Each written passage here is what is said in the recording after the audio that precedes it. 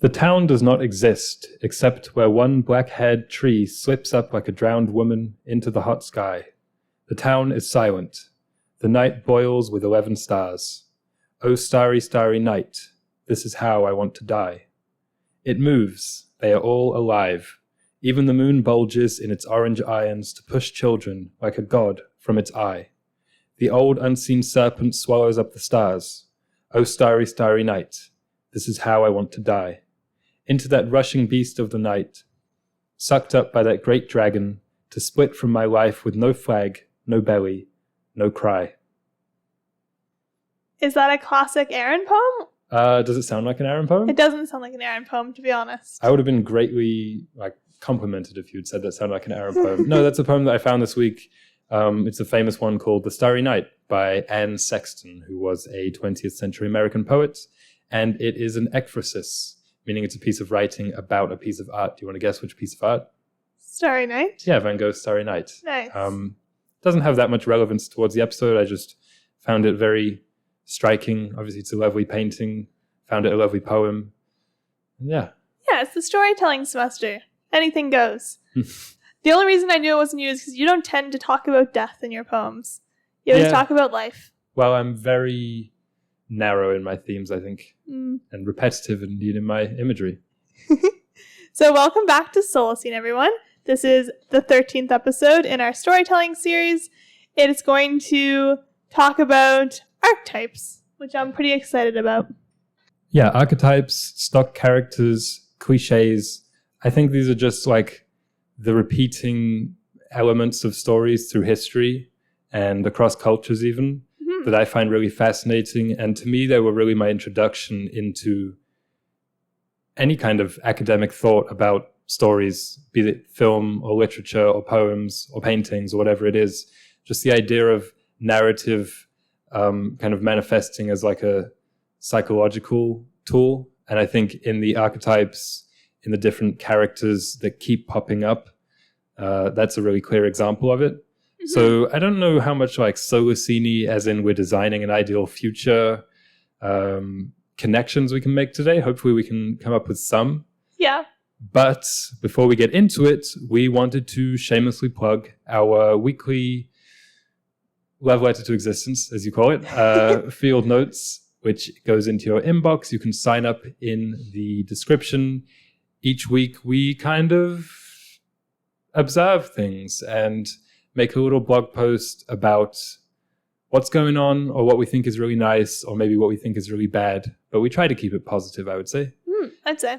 And also we have, if you are listening, the videos in full of the podcast on YouTube. So if you want to see us struggle, not just hear us struggle, but see us visibly sweat, go and check that out because I'm sure it's a really enjoyable hour. Wow, we are really on the ball with those plugs today. Yeah. But feel free to check them out. The field notes, I think, are going to be really fun the next few weeks. So I highly encourage you to tune into those. Archetypes. I originally, when I was taught these, was taught more than just the Carl Jung archetypes. And I was trying desperately to find whatever resource it was the English teacher used, and I couldn't. Yeah. So I was a little bit sad about that. Right. I mean, I was never taught them, so don't feel too sad. And I think that I'm almost happy about that because then I would have been grounded in one particular like set.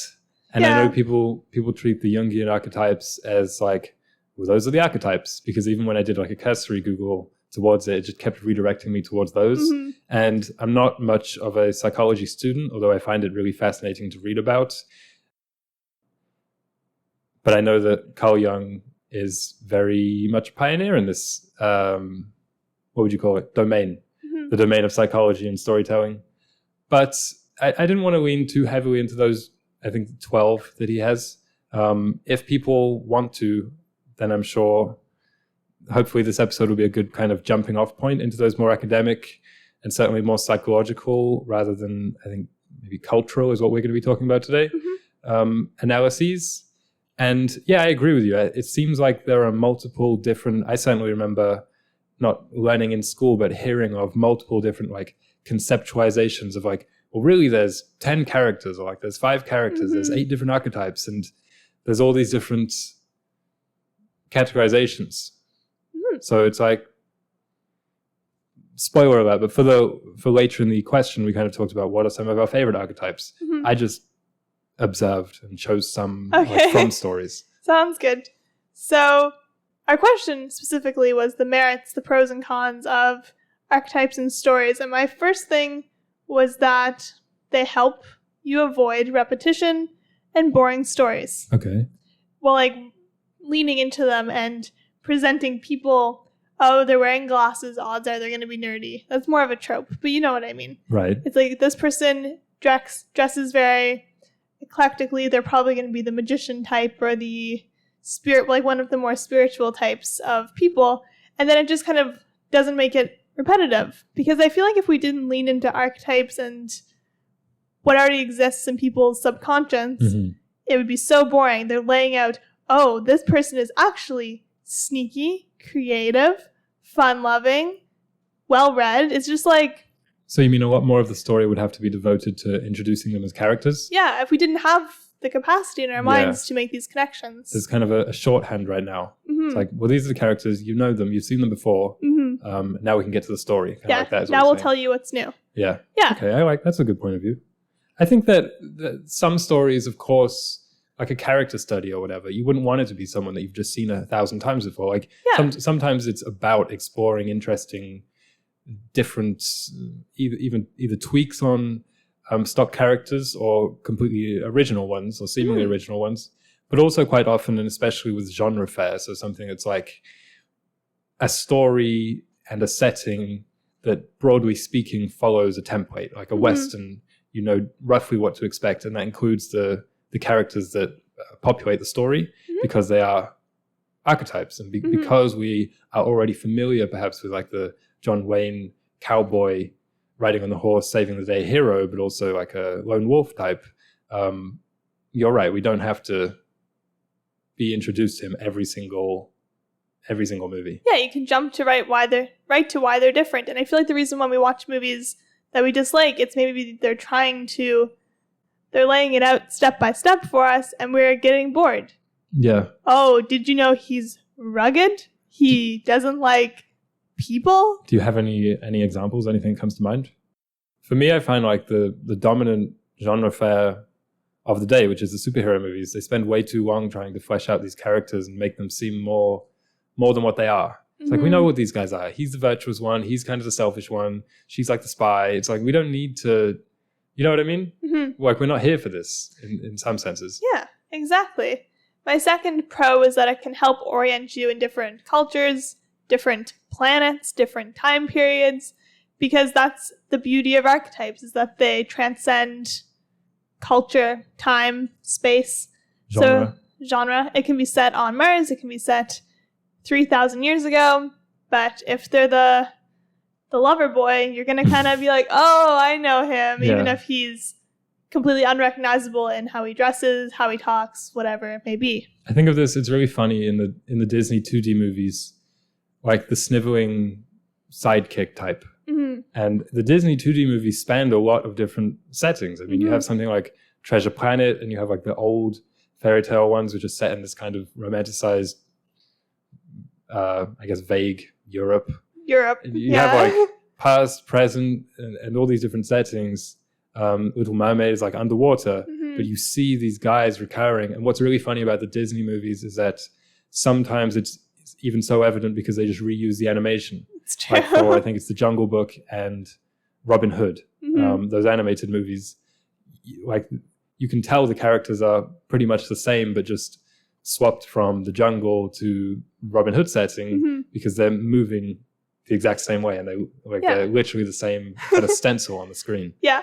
I had a note, which is that I think to an extent with these types of characters, and also with, I'll just say cliches in general, because I think that's what this question gets at. It's like cliches in character, but cliches in stories, I think we treat them much the same way today, which is maybe sometimes unfairly cynical.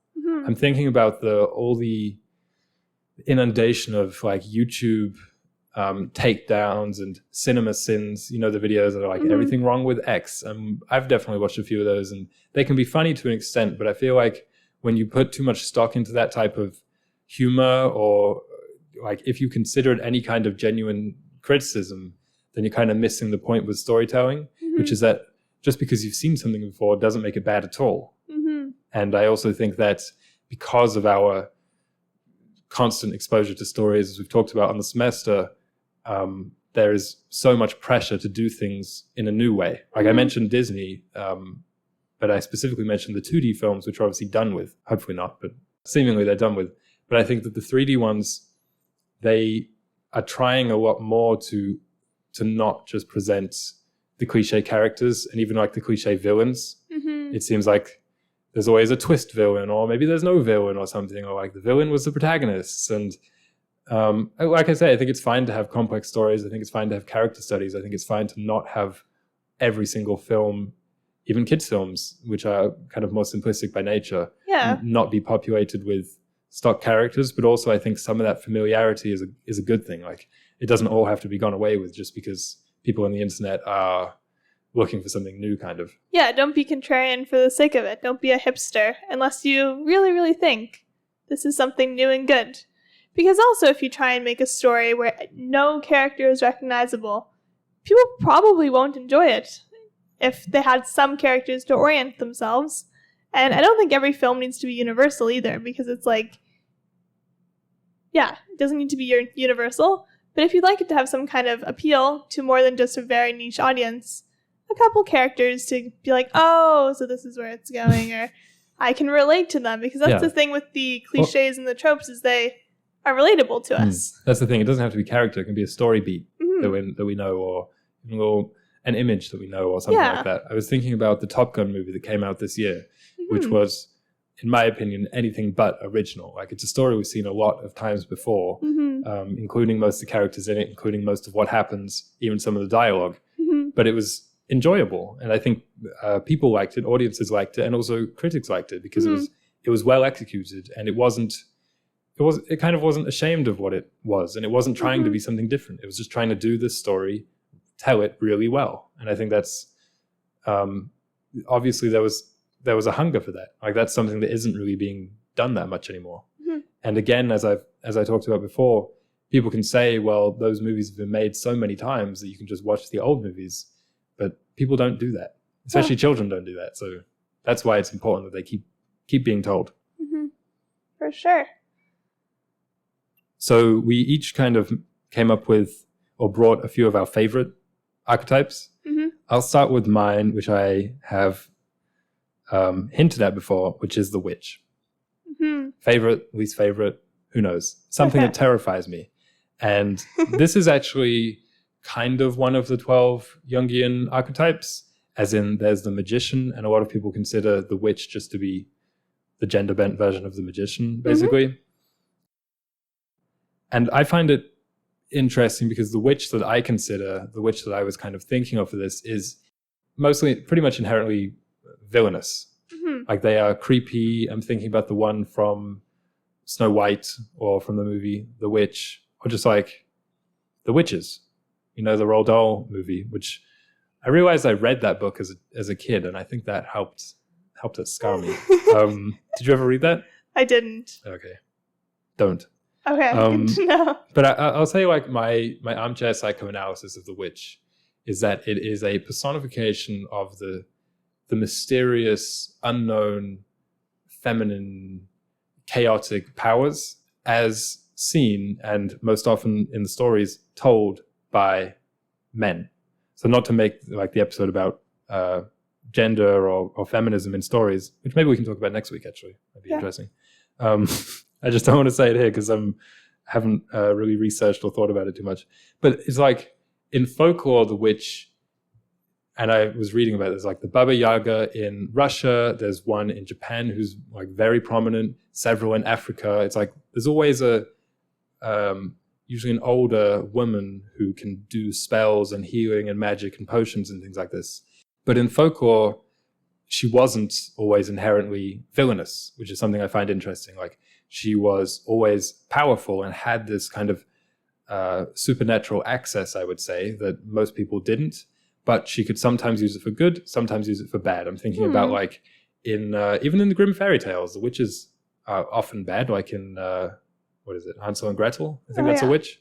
But they're not always bad. Sometimes they have the capacity to facilitate the happily ever after, which is interesting. The good witch? Well, this is what I was saying. I feel like that folklore witch has split in our modern consciousness almost into two different archetypes. There's the outright villain, as in the Wicked Witch of the West, and then there's the outright good, like fairy godmother. Or, the more caregiver type. Yeah, or the witch from, the good witch from the Wizard of Oz. Yeah, Glinda, as you said.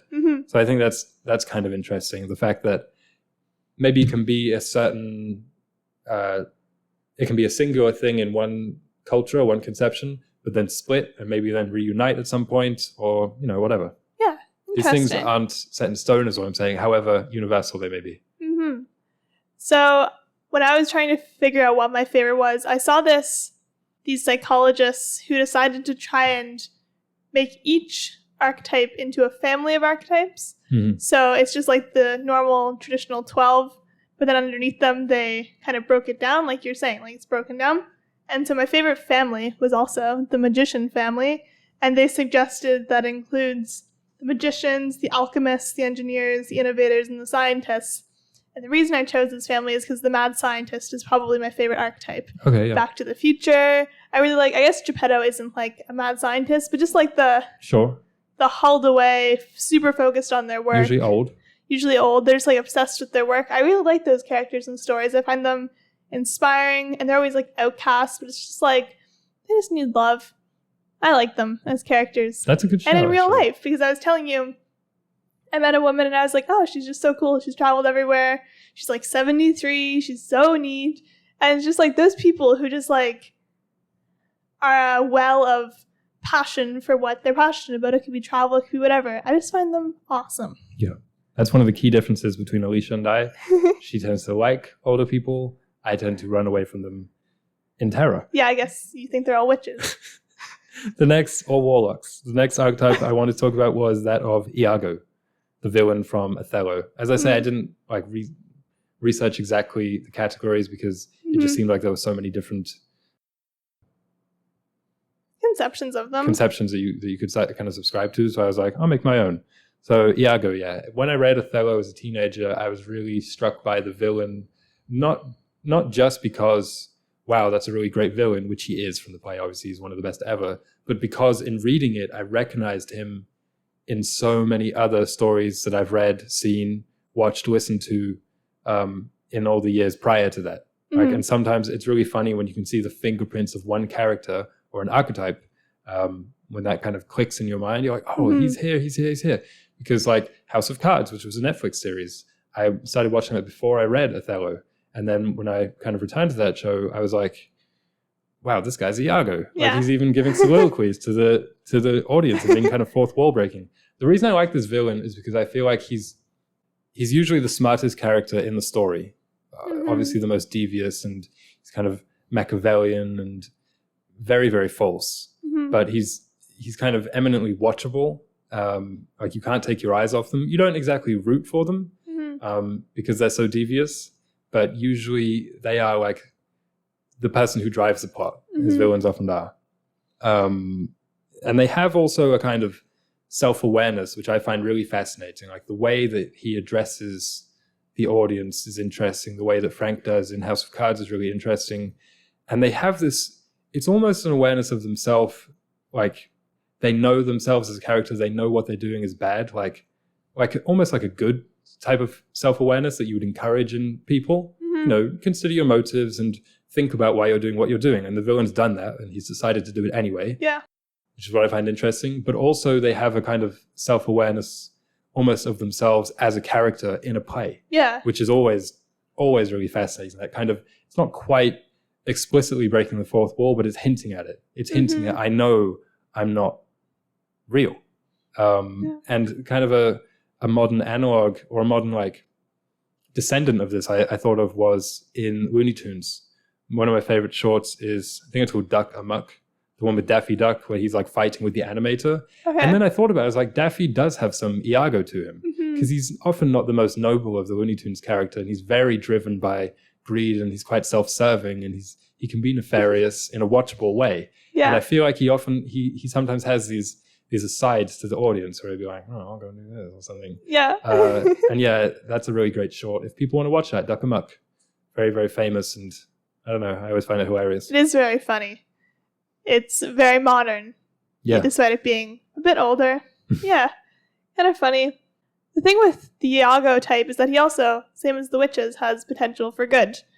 Because it's like he could use his brains and his self-awareness to do great things, but no, he chooses violence. Yeah, there are some types, I think like in the Marvel movies, Loki, he's a little bit Iago-esque, but he also have, sometimes he's good. Like he has shades of like, we're going to help the villain this time, but you never quite know. There's this inherent duplicity to his character that audiences, they love that because they never really know what to predict from him. Yeah. And the last one I wanted to mention, just because I mentioned two villains, so I wanted to balance it out slightly, is like the chosen one archetype. Because I remember when I first started writing fantasy when I was 10, 11, 12, and I was reading online about things to avoid or things to do, which is probably not a good thing for a young writer to do at all. Everything was like, you should avoid these cliches. Don't have a villain who's just evil. Don't have a hero who's just good and is just kind of ordained, and this is his destiny to fight the villain and save the land, because that's been done 1,000 times.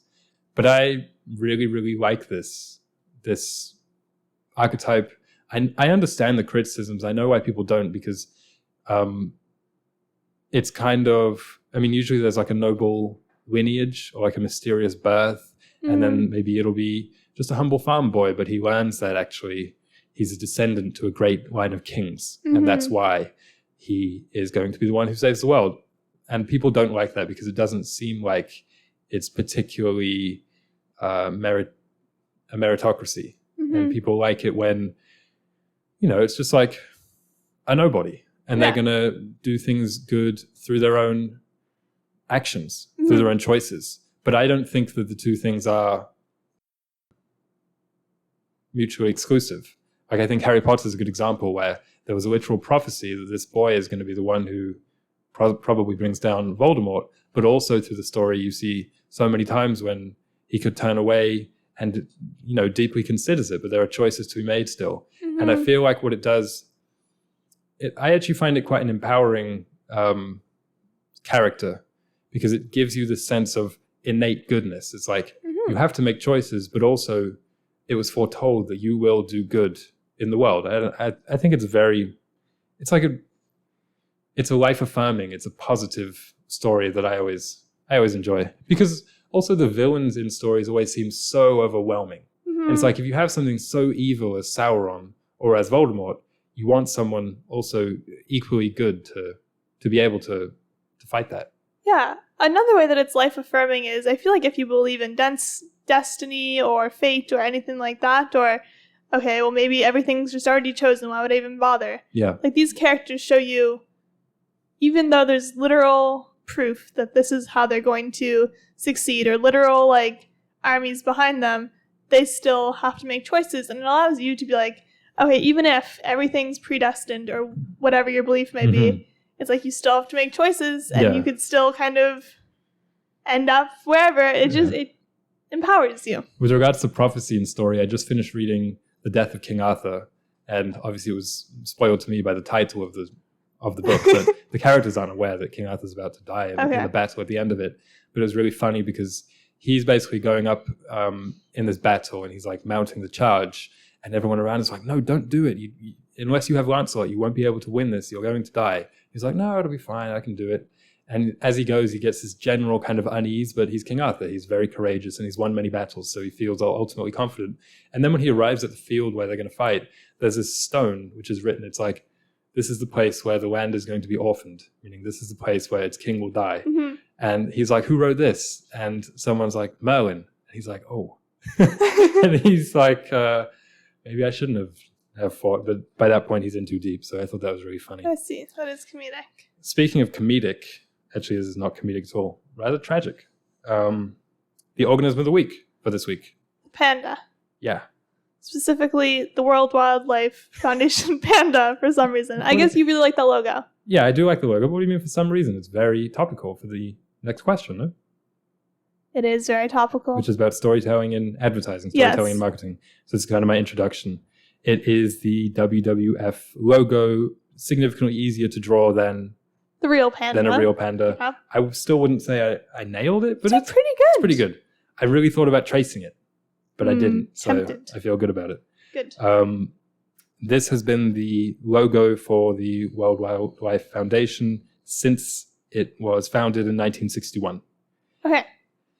And Had many iterations, simplified a little bit over the years. yeah.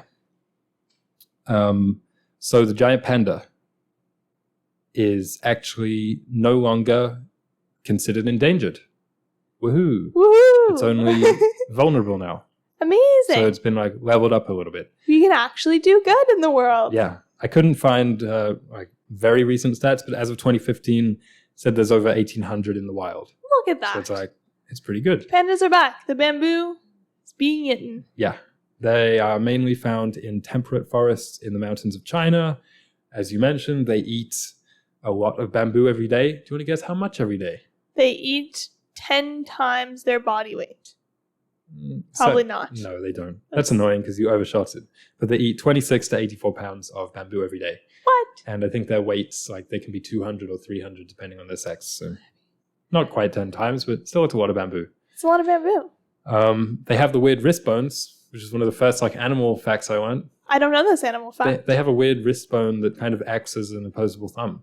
So it's like a little nub they can use for bamboo. For grasping things. Yeah, grasping things. The funny 'Cause thing they're about good climbers. pandas, they are good climbers. Yeah. Is that I feel like I always picture them being small.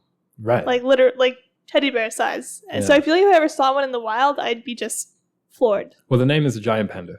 I know, but it's like, oh, the giant ant. You know, it's still only going to be like an inch long. I was kind of wondering, I was like, so are there small pandas? Good question. Like, why is it called a giant panda? It's just, there's pretty much just the one panda bear. But Are red pandas small? there are tiny red pandas. Tiny little. And they look almost like raccoon bears. Yeah. Like tanukis or something. Mhm. They don't really look like, they look more like marsupials or something. Hmm. So yeah, habitat loss, bamboo. I had this one fact, which is that the Sichuan giant panda sanctuaries, which is a place in China, where something like 20 or 30% of the wild pandas live, is actually a UNESCO World Heritage Site. Cool. Yeah. Any thoughts about this logo or pandas in general or environmental mascots like this? Yeah, I think environmental mascots are good. There's always the crisis of only the megafauna is personable enough to be used. Why don't we love the ants? And it's like, we know why we don't love the ants, because these guys are cute and they're more like humans. But I think if it helps save the pandas to use it as the logo, and then consequentially it has saved probably a lot of other species, I say go for it. Yeah. In my business classes, I remember always getting very angry when it would come time to talk about logos and marketing, because a lot of my classes would always focus on the success of environmental organizations and other non-for-profits, so not just environmental ones. And they always would use this one as a example. They'd be like, look at how sleek the logo is. And I'm like, okay, I don't know. It feels almost like sacrilegious to like dissect the efforts of a not-for-profit. I don't know why, but it upsets me. Yeah. I mean, we're going to talk about that next, which is like genuinely creative people using their talents for Evil. not for evil, but maybe for greed or just for monetary gain, which I understand has probably always happened, but it feels like it's the only way to be encouraged and to find success creatively these days, which is rather depressing. But also about the panda, what's your favorite panda movie?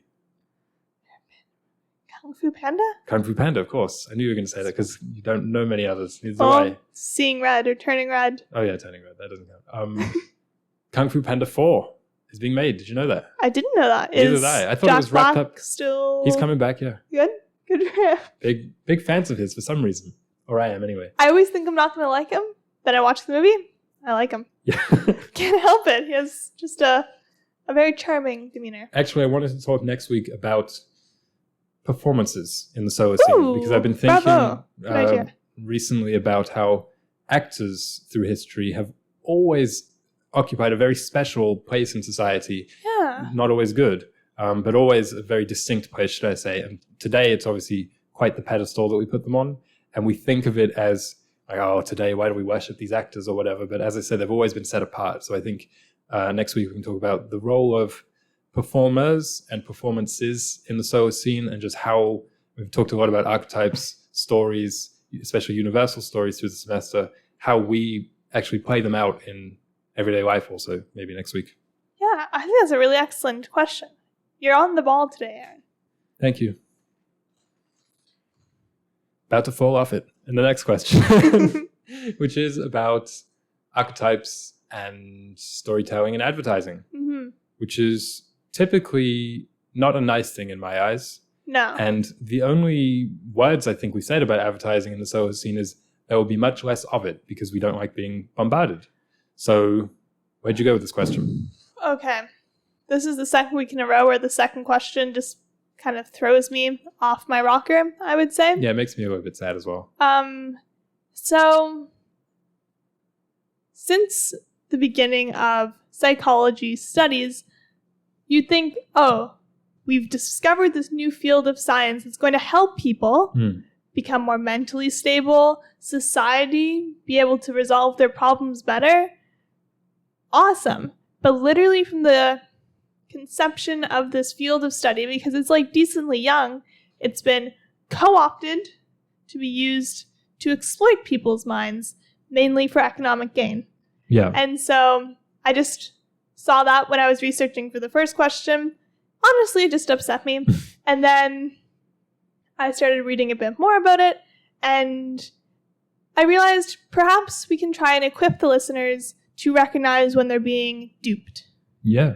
So the first way to recognize if you're being duped is, do you recognize one of the 12 archetypes in this story, or do you recognize this story?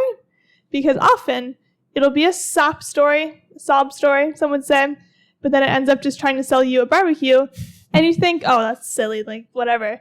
But they always, like, they do it for a reason, because it does, in fact, have an impact on us, because we're susceptible to them. And our brains have trouble distinguishing real-life experiences from stories that have been told to us.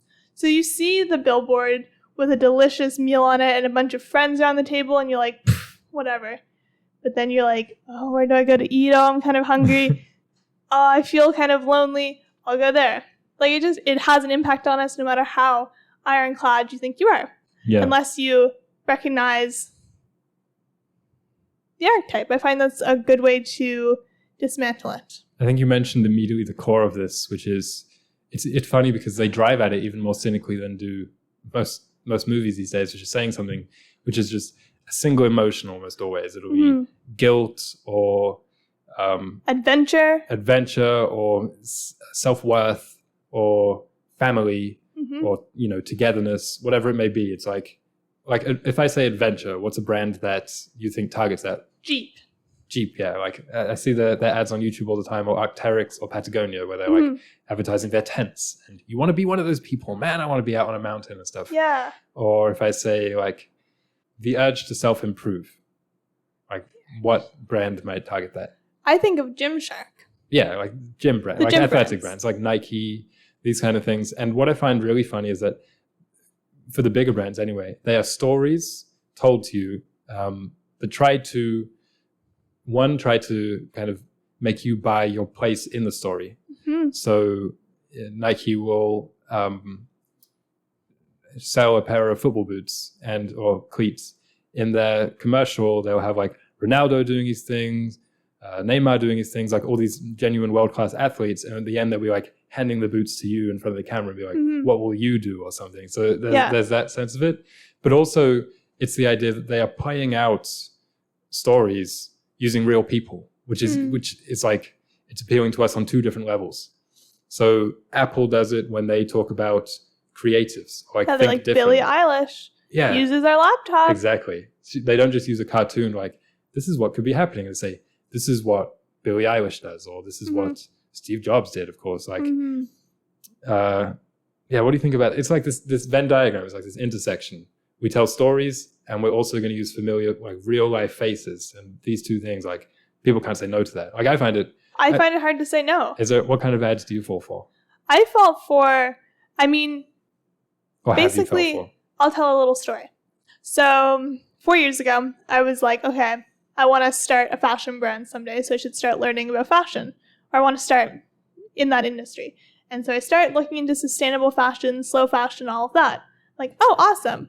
Every YouTuber that I'm watching is being sponsored by certain brands. They're like, oh, I got this from, I'll drop names. Got this from Aritzia, got this from Everlane. And I'm like, oh, these are the people that I'm familiar with. This is Bethany. This Real is whoever. people, yeah. And then this brand, and then they're telling a story. This is sustainable. This can help improve the lifespan of your wardrobe. It's well made. It's well crafted. And then you see the videos of them actually crafting it or whatever it may be. And then you buy it. And then you don't even think to look into the actual ethics or the actual climate impact of these brands. And then someday you happen upon the impact and you're upset because it's all been a lie. So in other words, you trust the companies at their word, which is what you shouldn't do. And that's what I find sad, because artists, like if someone's telling a genuine story from the heart, not of their life, but they're writing fiction, then you should take them at their word, because it's the most earnest thing in the world. Yeah. Companies, when they do it, they corrupt this pure dynamic of storyteller and person sitting around the campfire listening, which we've had ingrained in us from so young, since we were a child in like a library in school, and the teacher was sitting at the front and we were all like cross-legged on the floor, hearing what she had to say about the tortoise and the hare. We still have that muscle memory, and we adopt the same role when we're sitting in front of a TV and the ad for Grammarly comes on in front of our YouTube video, and we say, man, I like to write. I need Grammarly. Yeah. Because it tells me I need Grammarly, but really you don't. It's genuinely challenging sometimes to also unlearn the things that you have embodied. Like, I suspect someday I'll still probably buy another Apple product, despite thinking to myself, this might be slightly overpriced. But I do like the experience, like, oh, and it's easy. Like, it's just the whole narrative of all these products. And it's challenging to disentangle, because it's not always just the environmental impact. It might just be with like branding on a lot of cosmetics and food. It's like these are literally the same ingredients sourced from the same places, but one has the brand and one doesn't. Yeah. And you'll always buy the brand because you trust it. Because Food's a good also, point. when you're growing up, you're told to trust the brand names. Basically, it's like, oh, if you're torn between the no name and the craft version, get the craft version. It'll taste better. It'll be better for you. But there's just like no actual reasoning behind that, besides that perhaps 60 years ago that was the case. They used better quality ingredients. Yeah. But now, not so much. With regards to archetypes also, and I think foods actually, I hadn't thought of that. They're really prominent in that industry in marketing.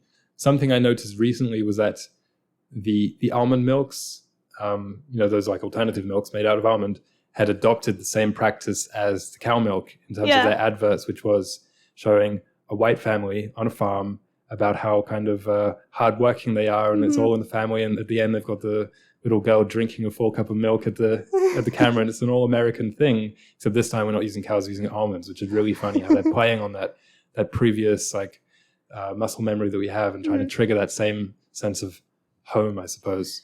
But also, I'm thinking about how restaurants, fast food chains will try and put as the face of their thing, like what you were talking about with the Geppetto archetype, like a kindly old man. Yeah, an artisan. There. Yeah, an artisan making the Working pizzas, or like an old Southern guy making the chicken, or like maybe on a cupcake brand, it'll be an old woman who'll be called like Mrs. Thatcher's Cupcakes. And it's like, she doesn't make these anymore. These, if she ever did, she might have just been an invention. These are in the factory. It's true. My final gripe is just to express how much I hate how ignorant we are of the fact that brands, I was griping to you about this the other day, brands are often all under like a family. So there's like the General Mills family, but we just don't know that because they're so good at writing stories. Yeah, exactly. So you think, oh, cornflakes was invented by this one guy and it was all this, there's this whole thing. And then there's, what's another product? They also sell soup, Campbell's soup. And it's like, oh, this was probably... This must have been Campbell. Campbell, and then they passed it down. They really got it off the ground.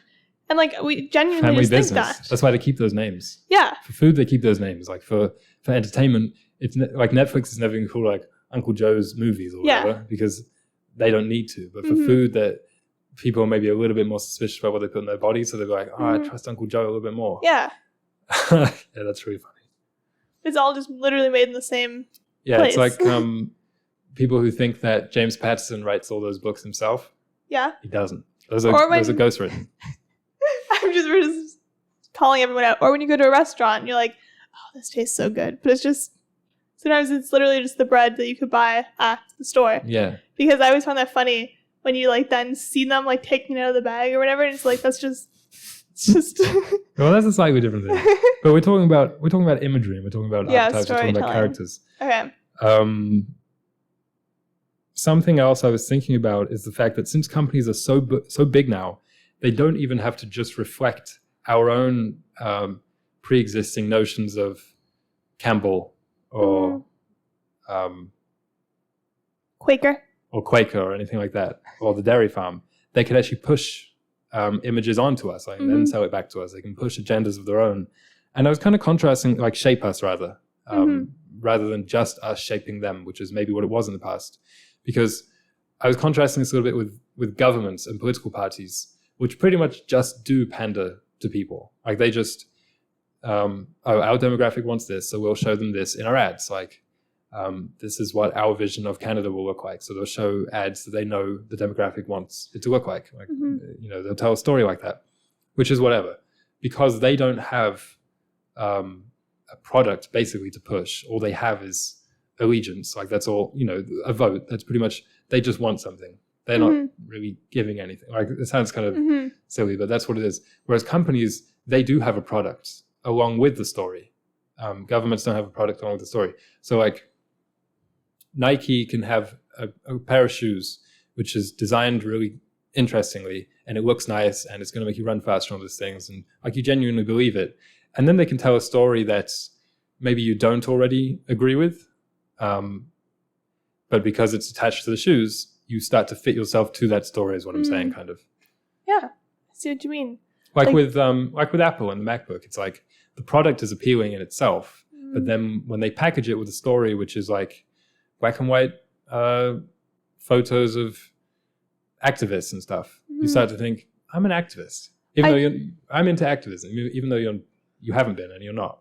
I genuinely wonder how much people, like how the industry of creators, activists, artists, digital artists specifically, even working online, how many people wouldn't have done that if Apple hadn't marketed the way they did? Made it seem so appealing cool. in life. Yeah, because I feel like there'd be way fewer influencers and way fewer like digital artists. And I'm not like, oh, there should be way fewer, but it's just like, I wonder how much their marketing impacted people's entire life paths. It's a question for next week. Maybe not, but it's a good thing to dwell on. It's a thesis. For the week. So in the Solacene, are there any rules about this?